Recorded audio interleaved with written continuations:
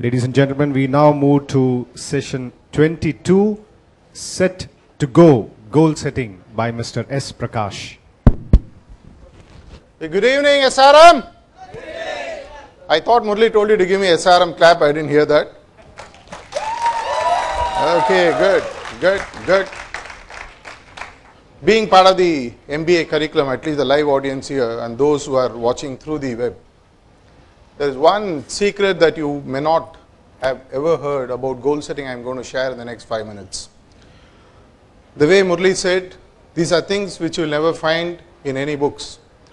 In the next 5 minutes, I am going to pull somebody out from the audience and show you a magic, show you a trick, show you the importance of goal or the lack of it. I need somebody from the audience, one student, to come up on stage, please.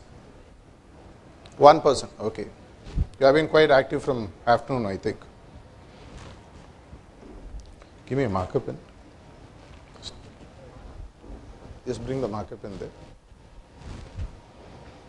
This one is sufficient.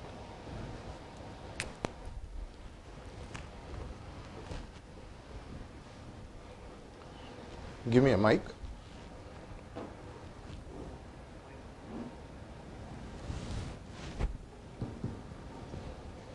Can you introduce yourself?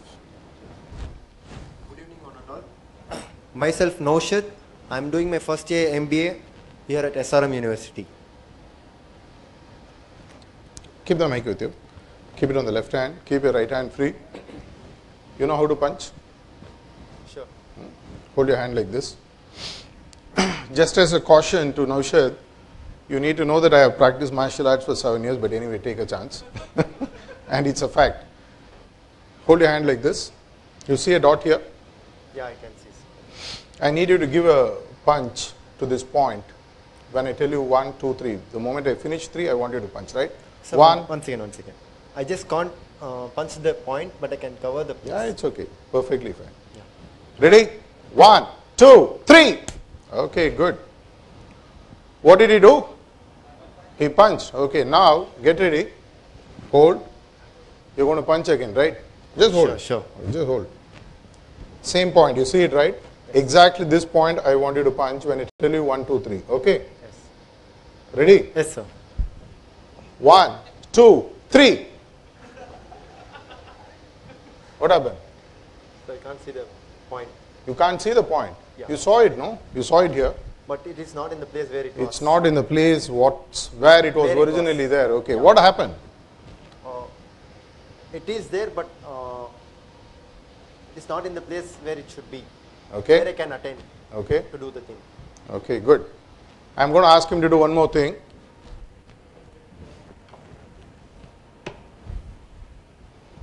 Solid glass, huh? Very hard. Bear in mind. Okay. Hold your hand.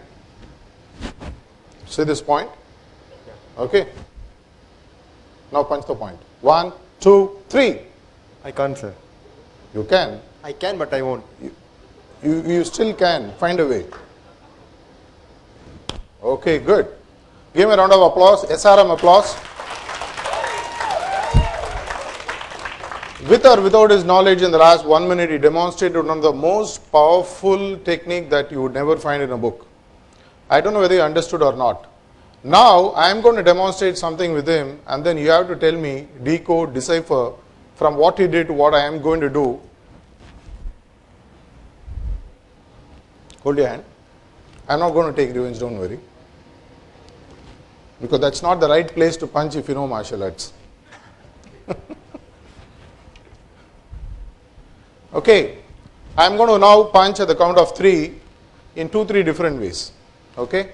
And you need to first think about why I am doing like that, or why he didn't do the first time when I gave him that opportunity. Can you give me a count of 1, 2, 3 so that I can do what I am supposed to do? Give me a count of 1, 2, 3. 1, 2, 3.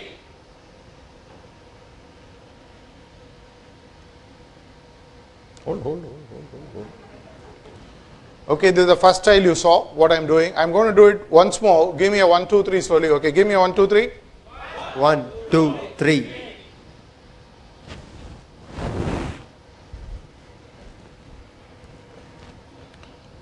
Now tell me, Why is it that he didn't choose any of the styles that I chose to punch? What did he do? What is that I did which he didn't do? Sorry? He didn't prefer a shortcut. What he demonstrated with his knowledge or without his knowledge is the power of goal setting acting from the subconscious mind. The first time when he gave a punch, if you remember, just hold your hand. Just hold your hand. He went like this, right? He went like this. Yes. When you have a goal, the subconscious mind gives you three ways to reach the goal. The first one is it finds the fastest way. When I did, I was going like this. I never taught him, I never told him to use any kind of punch. I just said punch, he went straight. He didn't hold back. He just went like this. Just hold your hand. He just went like this, right? He went like this. He didn't go like how I went. He went like this. The second one, when I took the second kind of punch, hold your hand, I was going like this. He didn't choose that. Because when you set a goal, the first one is the subconscious mind teaches you to go the fastest way. The second point is that it shows you the shortest way. It doesn't take you in roundabout ways. The third one, when I held the glass, I asked him to punch. First thing he refused to do. Second, he didn't go through the glass. He didn't go through the glass. He just went about and found a way to reach that point. This is again the power of the subconscious mind, which I had been speaking in the morning. So many speakers have touched that point. Not only it finds the fastest and the shortest, it finds the safest way. There are 3 points which you have learned today. The rest what I am going to share in the next 15-20 minutes are purely techniques, things which would make you look at converting those goals into statements, into action, into plans, things like that. Round of applause for Naushad. Thank you. SRM applause. Thank you.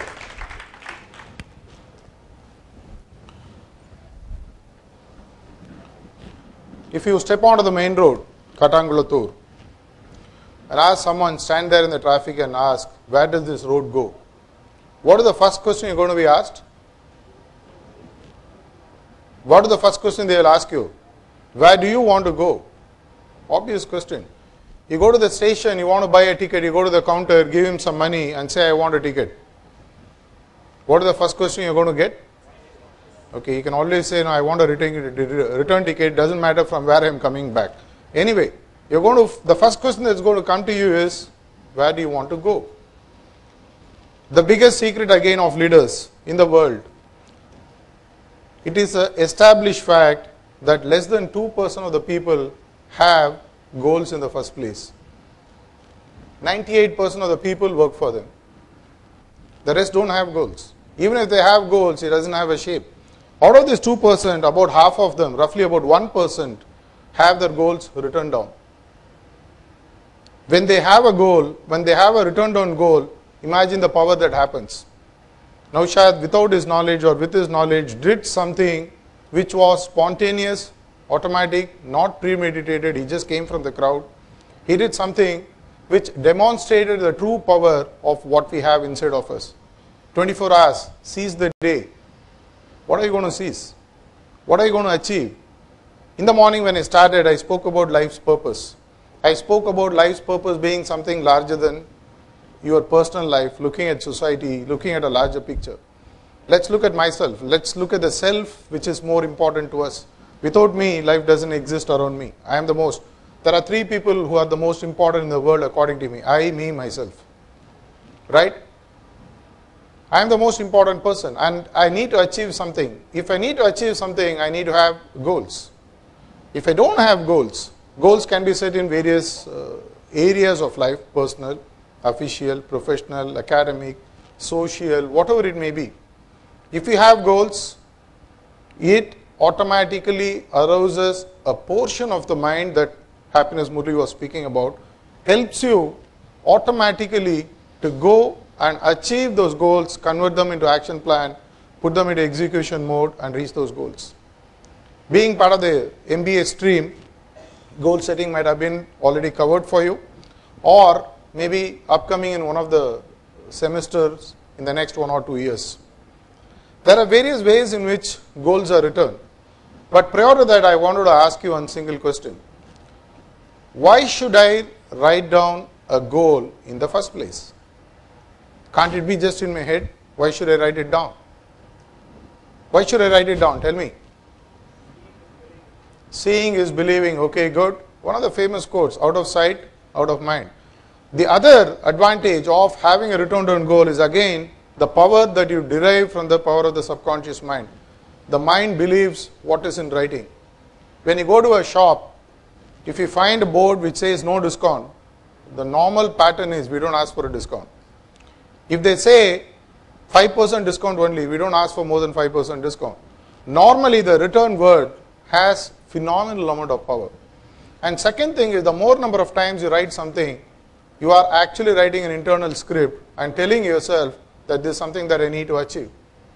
There is a famous quote which says, when you let your subconscious mind work, the universe conspires to give you what you want, with or without your knowledge. Abundance is already there, so is scarcity. Whether abundance or scarcity for you to attract, you need to put it in form of a goal. It doesn't take too long. If you take any of the corporates, okay, one of the things people said is, we need to see it. I always talk about goals as something which emanates from a much larger picture. You see the backdrop here, such a large backdrop. Like this, all of us have dreams about so many things that happen around us. I want to start a company, I want to become this, I want to become a CEO, very large dream. Normally the process is like this. You have a dream, and within that large spectrum of canvas of dream, you pick up a portion of the dream that becomes your vision. And from this vision, you narrow down further, it breaks down into hundreds of goals. And each of the goal is something that gets backed up by a plan of action.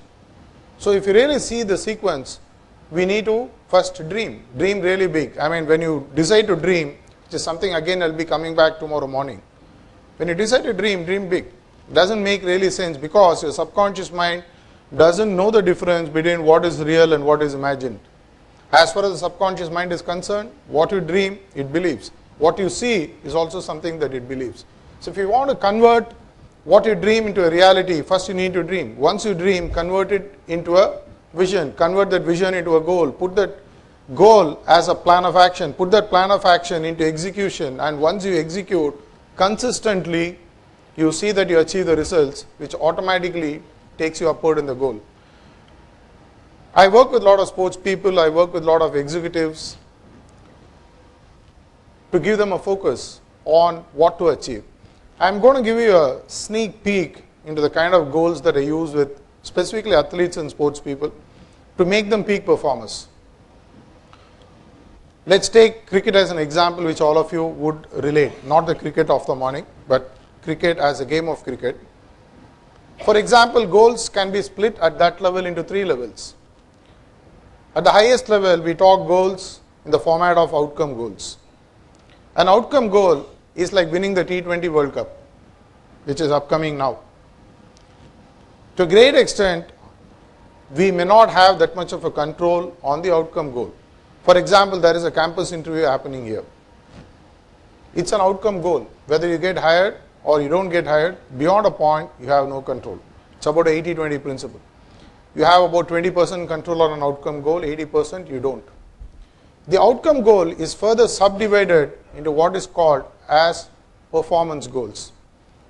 For example, you have so many players in the team. You have Yuvraj, you have Dhoni, you have Raina, you have Gambhir, you have Sehwag.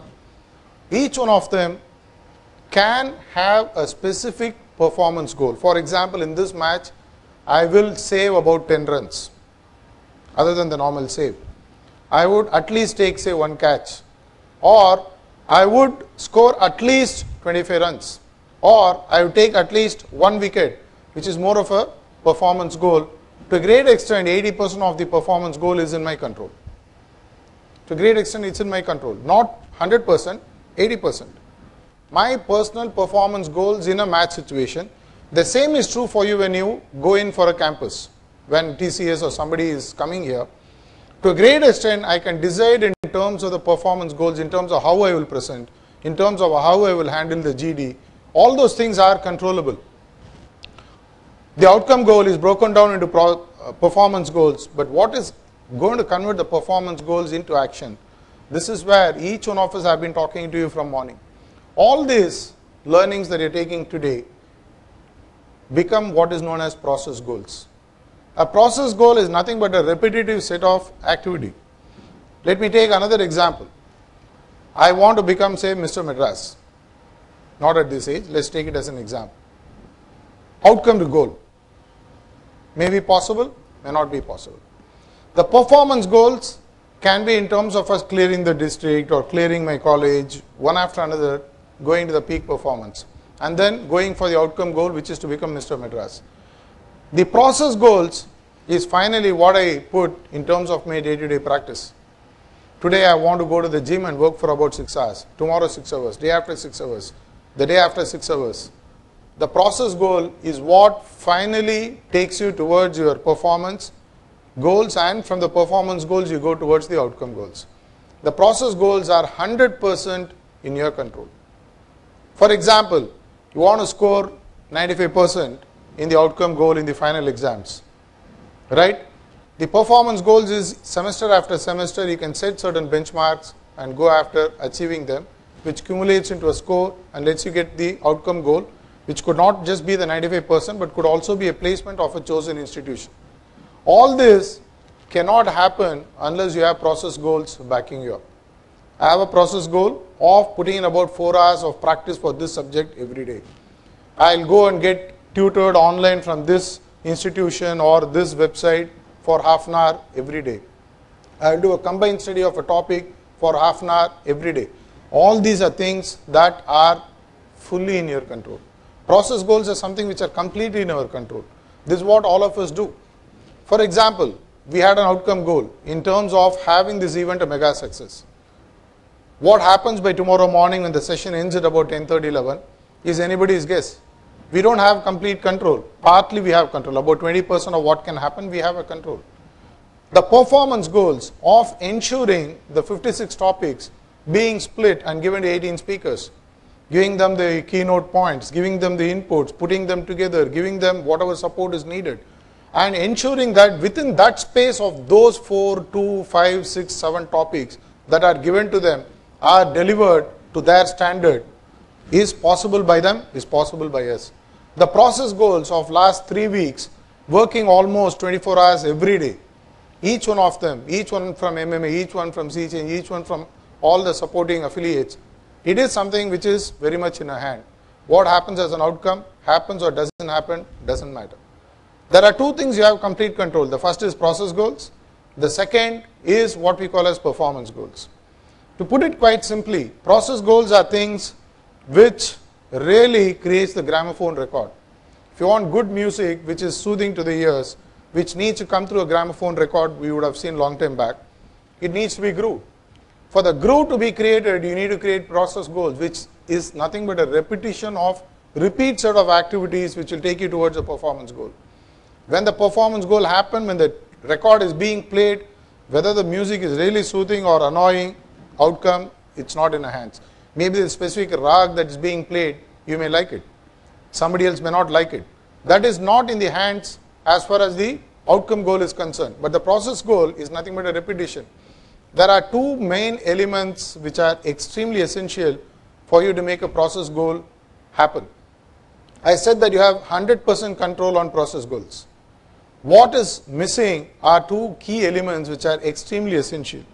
What I call as discipline and commitment.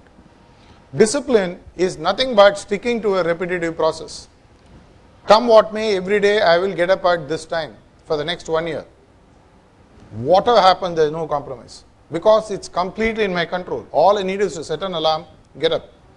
If I don't, it's because of my ability or inability to control my habits, being lazy, procrastination, all those points Dr. Bala and so many people had shared in the planning stage.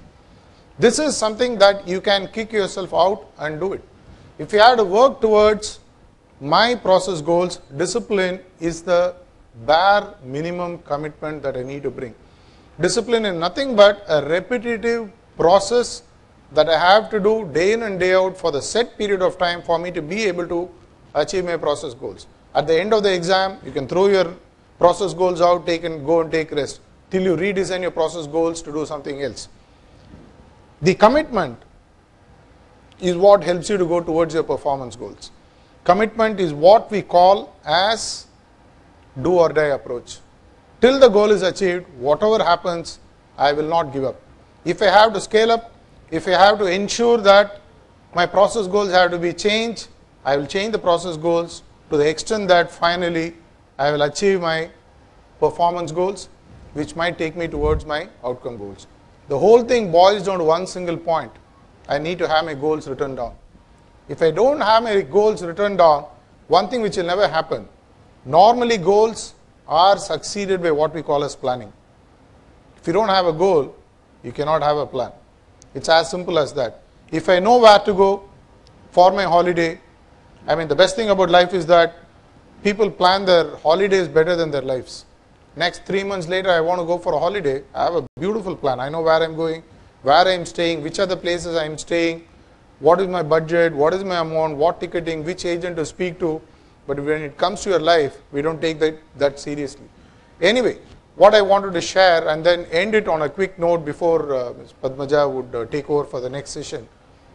Have goals. Allow your subconscious mind to work. The power of the subconscious is like electricity. It doesn't matter whether you understand how electricity works. When I want a light to come on, I just go and switch the switch. That's all. Just turn the switch on. The light comes up. It doesn't matter whether I understand how the electricity works inside to put the light on. The same way subconscious mind works on certain principles. I spoke about the power of self-talk. I think some of the speakers who are going to come later will also give you inputs on visualization and all that. You will find that subconscious wakes up and starts working. Once you wake it up, it's like a sleeping giant. It's like a genie. It doesn't know. Once you wake it out of the lamp, it comes out. What you want, it will do. All you have to do is ask. If you don't ask, it cannot give you. Decide what you want to ask. Take in the next one day time out to write what you want. One goal at least in your personal life, in your social life, in your professional life and career. Break them down into process goals. Once you break them down into process goals, write down your performance goals. Leave the outcome. Something will happen. I wish you all the best. Let's rock and give a SRM clap to you for hearing through. We'll have the next speaker coming on. I think Padmaja is on stage. Thank you. Thank you, Mr. Prakash.